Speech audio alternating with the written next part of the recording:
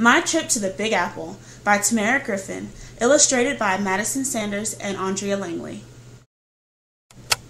Alright, we have one more presentation before we head home.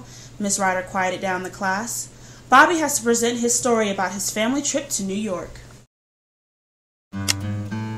We got on the plane from Georgia. I didn't know what to expect. My mom told me that we would go to museums and ball games and see all the bright lights that we usually only see on television. After we checked into our hotel, we went to eat. I had the best pizza ever at Lombardi's in New York City. Then we walked around Times Square. There were so many lights and big signs and screens, Bobby excitedly screamed. The next day, we went on another adventure. We went to see the Statue of Liberty.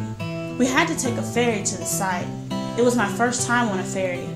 It was cool to see the entire city as we pulled away from the dock. The lights from the buildings lit up the skyline. My family and I walked all the way to the top of the statue. I was a little afraid of heights, but I could not help but look at the view. I could see the entire skyline, like one of those portraits of New York City that you see hanging on a wall.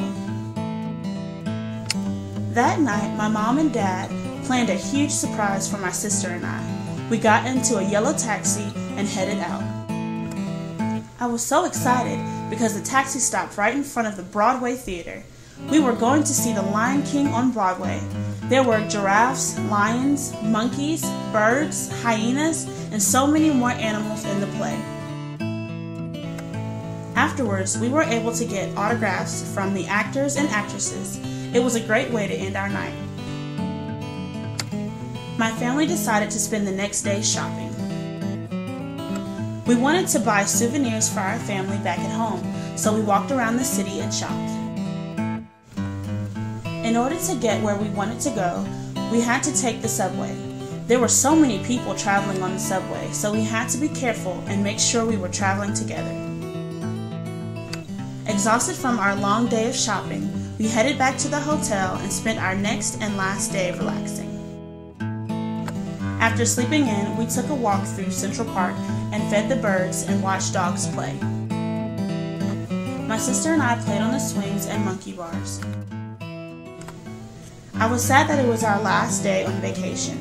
We headed back and prepared to leave early the next morning for our flight back to Georgia. Class, give Bobby a hand. Well, I'm glad you enjoyed your trip to New York. I have never been to New York, but from your presentation today, I want to go soon.